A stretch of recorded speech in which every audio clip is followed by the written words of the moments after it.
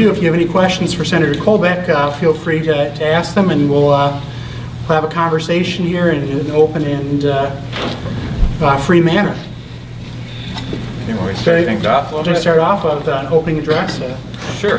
Well, I'm a little more casual than usual, as those of you in the district know, because we're heading up north and I'm going to be on another road tour. Just got back from Holland, Michigan last night, and Grand Rapids area, so we're getting a pretty good tour of the state. And the great news is we've gotten great feedback for our Principled Solutions Tour, and that's what we're talking about. You guys have me as your state senator, so you know what I've been fighting about, and but there's a lot of folks in the state that are not that aware of what we've been doing on their behalf, and we're getting the word out to them, and it's been resonating. Just some good news on the campaign front. The last 3 straw polls we've had in our election, we've got 75% or more of the vote. Wow. And that's from, you know, organizations like the 14th Congressional District, the Michigan Conservative Coalition, my alma mater at the University of Michigan. That's a big deal, but those are where we're known, where people actually know what we've been up to, focusing on their best interests instead of the special interests in Lansing. And so the goal is to let the rest of the state know about what we've been up to, and how, you know, sometimes they get really frustrated with the service that they're getting from public servants. So that's why messages like Drain the Swamp and Make DC Listen resonated in the last presidential election. When they find out that I've actually been fighting on their side against things like the gas tax, things like the Medicaid expansion, things like the senior pension tax, when they find out that I don't just oppose them but provide alternative solutions that prioritize their best interests, it resonates. And everybody that's here today, appreciate anything you can do to share the word, because we all have friends and family all across the state. Anything you can do to just share a track record and say, guys, here's what we've been working on, and there actually is somebody who's listening to us and working on our behalf up there, and we'd like them to be the next governor. So if you want more information, please go to colbeckforgovernor.com, and also put in a bid on the financial side of the fence. We've actually, if you text ROCKET to 91999, you can actually contribute to our campaign. This is a grassroots effort. $10,000 $10 donations equals $10,000 donations. So anything you can do to help would really be appreciated. I want to thank all the folks that are here as supporters here for this event too. It's been a great grassroots campaign, and in a couple weeks we're going to be filing all of our signatures to be on the ballot. And unlike any other gubernatorial campaign in memory, we are going to be doing it without paying anybody to gather the signatures. This is a pure grassroots effort. Over 500 people across the state have helped us get those signatures on the ballot, and then some. And a lot of those folks are sitting in this room, and I appreciate it, but this is a big deal. This is different than all the other campaigns. They have to pay people to do that. So when you look at campaign balances, you can either raise money to go off and pay somebody to gather signatures, or you can serve in a manner that actually gets enough people excited to spend their Saturdays instead of watching football games, going off and gathering petition signatures for you, and that's what we've done. So please check out colbeckforgovernor.com, and anything you can do to help there would be most appreciated. Thank you, Senator. We'll open up the floor to any questions or comments. Good discussion rolling here. Don't feel shy. Sure, Brett. Senator, what are your top 3 priorities as governor? Top 3 priorities, number 1, are eliminate the state personal income tax. And, you know, President Reagan once talked about bold colors versus pale pastels. Well, you know, I'm in bold colors mode. That's why I led the effort to make Michigan a right-to-work state, and that's what turned around our economy here in the state. And so, you know, 0.3% reduction in personal income tax, okay, fine, that's nice. I mean, how many people are going to go rah-rah and get out to the polls for the general election because their candidate's going to eliminate or reduce the personal income tax by 0.3%. I'm not seeing a lot of signs or bumper stickers saying, hey, vote for that 0.3% reduction. I've actually got a practical, milestone-based approach to go off and do that. The other thing we're going to be pushing for are the broad-based economic development incentives. So right now we spend about $1 billion in MEDC and Michigan Strategic Fund. Essentially, it's a slush fund for the state to play venture capitalist. My approach is fundamentally different. I say that the key to economic development, much like I would have did with Right to Work, was focusing on what's in the best interest of the people we're serving. And if you lower the total cost of government by eliminating the state personal income tax, if you lower the cost of health care, which I've promoted all across our state, matter of fact, I've promoted all across the country. This past week, I actually testified in Wisconsin in support of direct primary care legislation that could lower the cost of health care by over 20% while improving the quality of care. And you lower the cost of energy by promoting electric choice.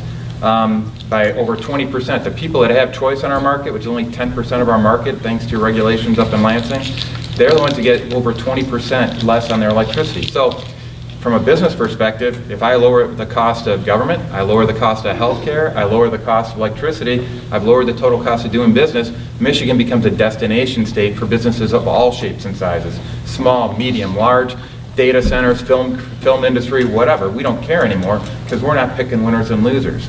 So that's a big thing. Repealing Common Core is another area that I really am passionate about, as well as these enhanced Michigan education savings programs. I want to make sure that they're successful as we deploy it. It's a way to get more money into schools without increasing taxes and by putting the parents in greater control over how those educational funds are expended. So those are a few of the big ones, and but I'm a policy wonk, so we got a lot of stuff we're going to be working on. As governor, one of the key things that I'm going to be focused on is performance-based budgets too.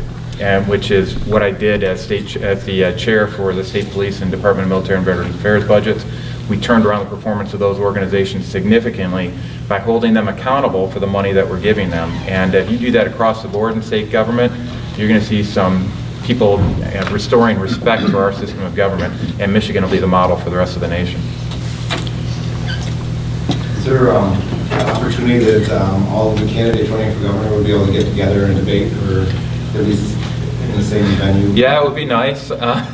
We've, the Lieutenant Governor's interested, Dr. Hines is interested, Attorney General thinks he's already anointed for that post, so he's not interested in talking to people. And if he's afraid of talking to fellow Republicans, I'd hate to think of what he's going to be doing with Democrats. So that's the area where we're struggling right now. He hasn't engaged, and he's calling it a gimmick to actually talk to the people that are interviewing him for his job. And I think that's a bad way to start off with your prospective boss.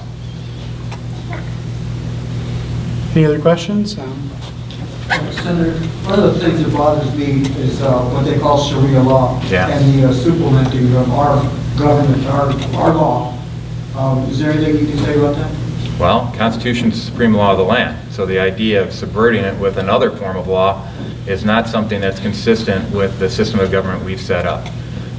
So, we have to respect freedom of religion, but we also have to understand that we have a different basis of laws. We prioritize the value of all people being equal. And Sharia law, fundamentally, there's three classes of citizens. You've got male Muslims, you've got female Muslims, and you've got kafirs, or people of the book. That's a different class structure. And I don't support that. And people that are promoting that ideology need to reconsider where they're living, because this is not a place where we believe that people have different status based on their religious affiliation. We have freedom of religion, not freedom from religion, as well as some people would like to say. But in this case, we need to respect the fact that we have certain principles that we hold dear here in America, and we need to adhere to them. And I'm proud to have sponsored legislation around FGM legislation, female genital mutilation bill that got passed into law to happen right down the street here in Livonia.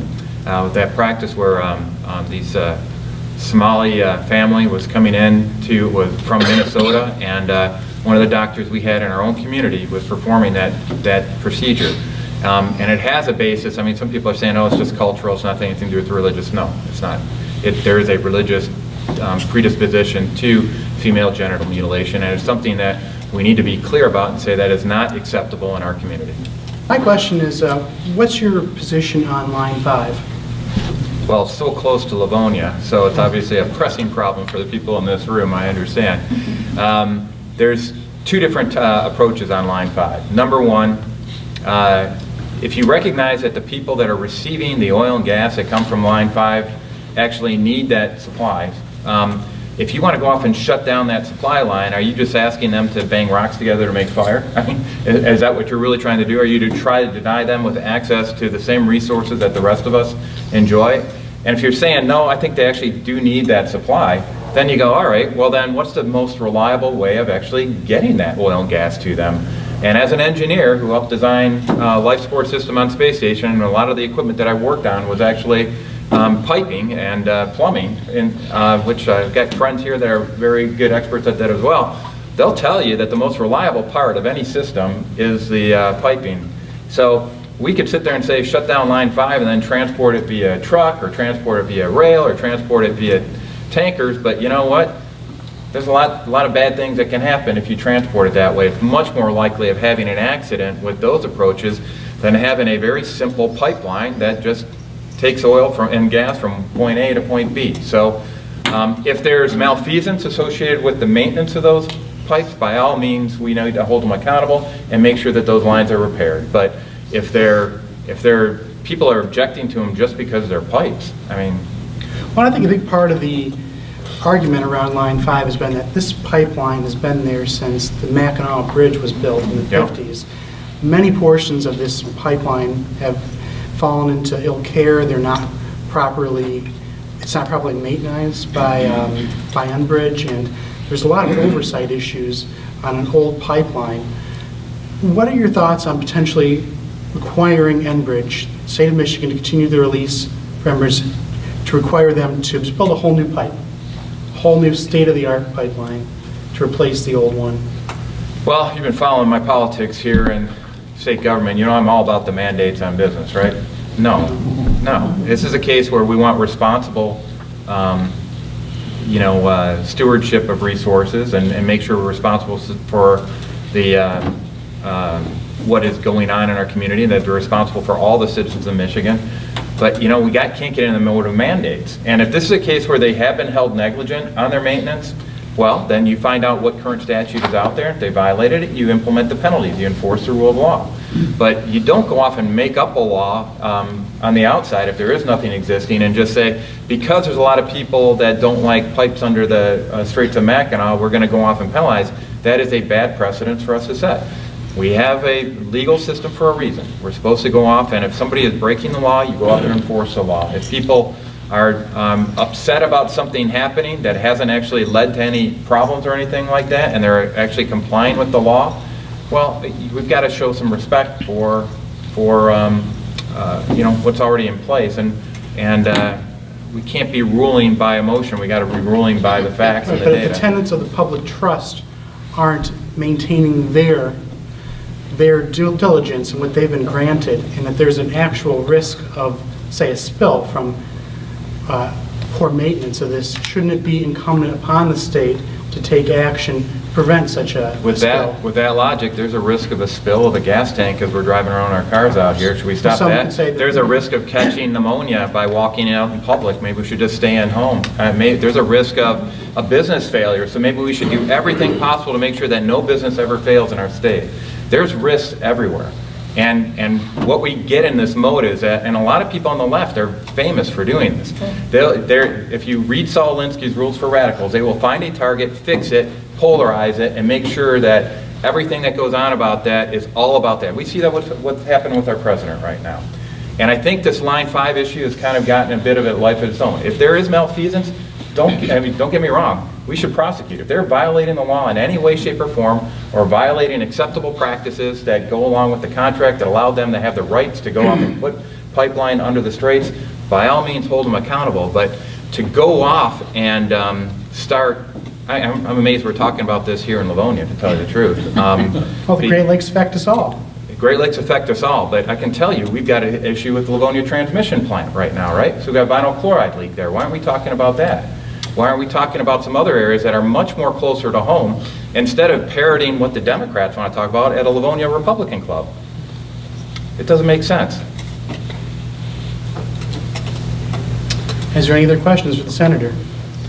Please talk about some pro-life issues and how you would be different than our current governor. Well, the one key point of difference is that he vetoed my Choose Life license plate. Yes. Right? That was frustrating. So that's a point of difference. And I want everybody to be clear that the proceeds from that license plate, those proceeds were going to be going towards helping mothers who are facing unplanned pregnancies, providing them with the resources, a roof over their head, gas, diapers, all these things that people who are pro-abortion say that we don't care about because we just care about what happens at birth. No, we're trying to take care of them throughout their life. And the governor in his veto statement said that it was too divisive. And I gotta admit that the message of Choose Life is only divisive if you believe Choose Death is something that you want to defend. And so I was very disappointed in that. But So there's a lot of other things. I've got a plan to defund Planned Parenthood. You know, when the Senate was, when right in the wake of that Center for Medical Progress the discoveries that happened, where they had the undercover cameras and they were showing how Planned Parenthood was selling baby parts for profit, they formed a Senate Oversight Committee. And not much has been done there. So we've got this defund Planned Parenthood bill. We've defunded it in appropriations, which is like a one-year law. But we haven't done a permanent fix. My bill will be a permanent fix. So there's a lot of different areas on that we can delve into. But if you're a good friend of mine, David Barton, who's also endorsed me for governor, has often said that if you know where somebody stands on life, you know where they're going to stand on your personal property rights, you're going to know what they're going to stand on your Second Amendment rights, they know where you're going to stand on whether or not you want to mandate businesses to take specific behaviors or not, and they're going to go all up and down the line on it, and you can see whether or not they're conservative or not. Fact is, I've gotten most conservative rating in the Senate for 3 out of my 7 years of service, including the last 2 in a row, and a lot of it is based on the fact that I've stayed true to core principles like defending life. Hello. I'm not a Livonia resident, but I really care about what happens to our great state. The reason I'm here today is because I've been following Senator Colbeck around, listening to his speeches, and I determined that he's the person who can save our state. My question is, and I'm actually here to pick up literature so I can start going around, you need name recognition. Yeah. You know, the other big dudes, they've got name recognition. So Actually, I think I'm taller. I'm trying to pick up literature to go around. I work in Livonia. Yeah. My patients don't know who you are. You're Yeah. the senator. So I'm going to start passing out literature in my office. I'm going to be going door to door, passing out literature, talking to my neighbors now, so we can get you on the ballot. So my question is, and my encouragement to everyone in this room, if you care about small government, we need to start getting Senator Colbeck's name recognized so we can get him on the ballot. Are you saying that my appreciation for small government is translated into my marketing campaign?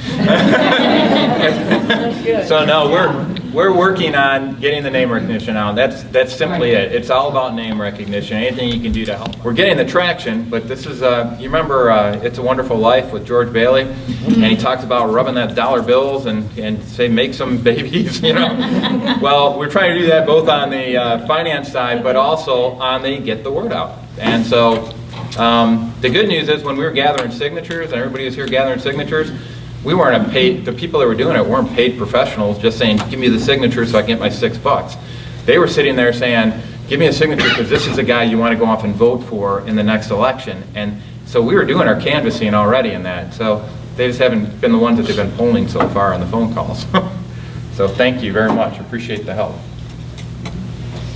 Any other questions for the senator? There's one more thing I'd like to address. There's this peculiar notion that when you go to a university, you lose your constitutional right for free speech. Yeah. And we've got to end that, because that's one of our fundamental things of our country, freedom of speech. How do you want to address that? Well, I mean, I introduced the campus free speech bill that's currently sitting in Senate Judiciary. I was told that as soon as I get the ACLU on board with my bill, then this Republican committee will go off and have a hearing. Well, guess what? I got the ACLU on board with my bill.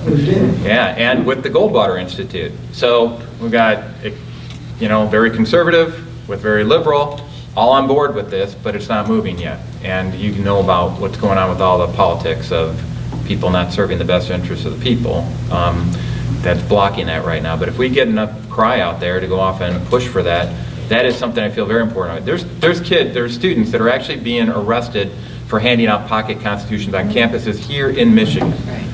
And you know, that First Amendment right was not put in place to protect people from speech they don't like, right?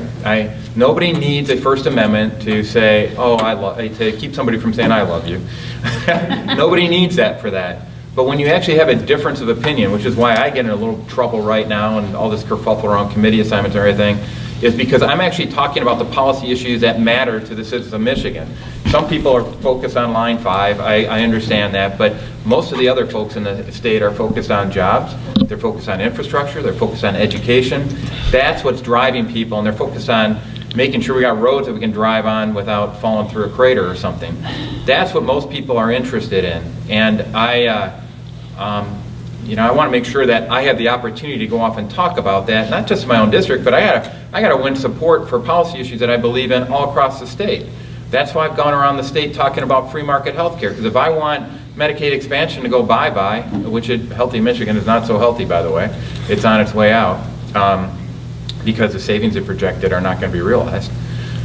Gee, I wish somebody would have told them that.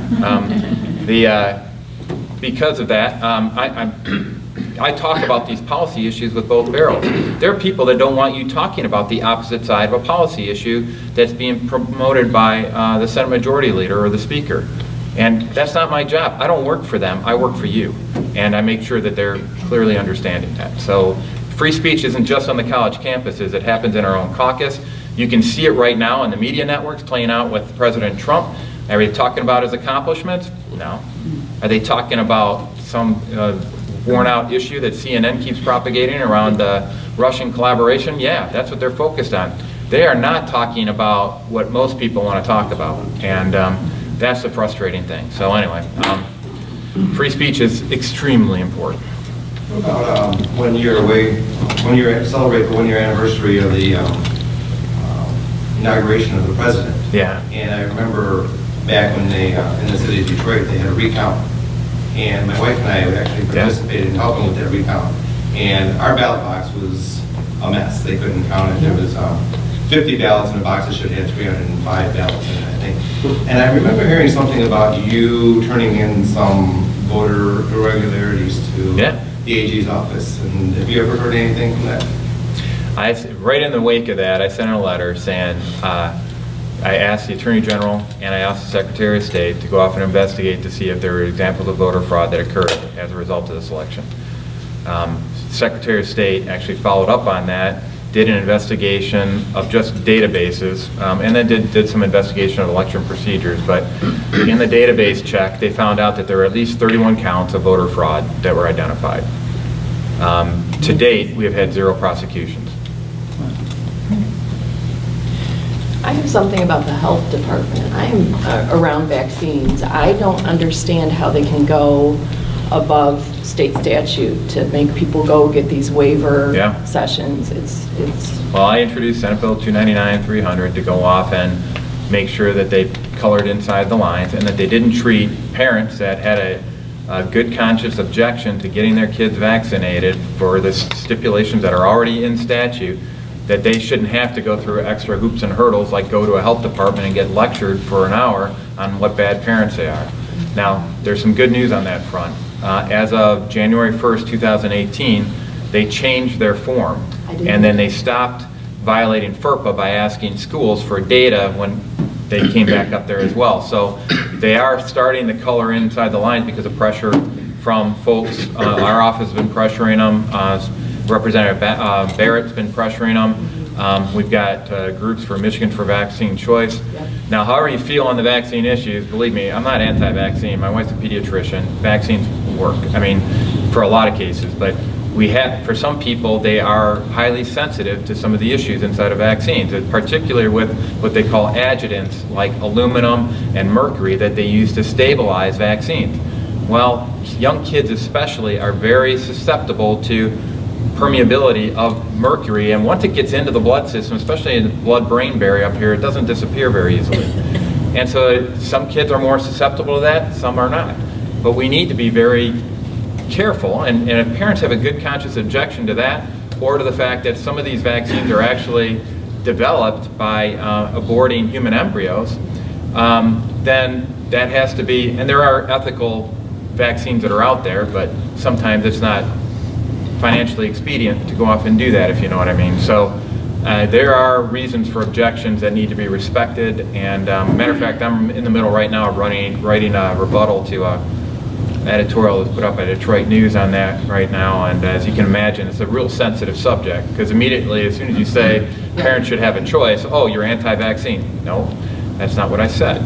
I said that, just like most Republicans don't like being mandated to go off and have Obamacare, right? Most Republicans, seems like we're promoting it here in the state of Michigan with the Medicaid expansion. But anyway,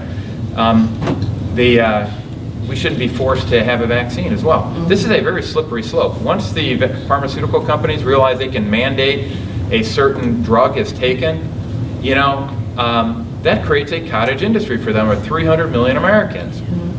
Of course they're going to go off and try to use the government affairs liaison to go off and mandate if there's any degree of certainty, which is why the concern with what Dylan was talking about, well, if there's any risk, should we go off and approach it? Well, this is what leads to this. Life is all about managing risks, and you have to be rational about how you go off and approach that. There's bad stuff that can happen on a lot of different fronts, but ultimately in our country we have to recalibrate back to basic principles, the core principles. And one of those core principles is that the powers not granted to the government are retained by the people, and this is case in point. Yeah, we have to have the freedom to say if someone's going to inject us with something or not. That's right. Unbelievable. Right. So. All right. I got to get hitting the road here, but thank you guys very much. I'm sorry, I got Thank you, Senator continue Colbeck. the tour here. Appreciate it.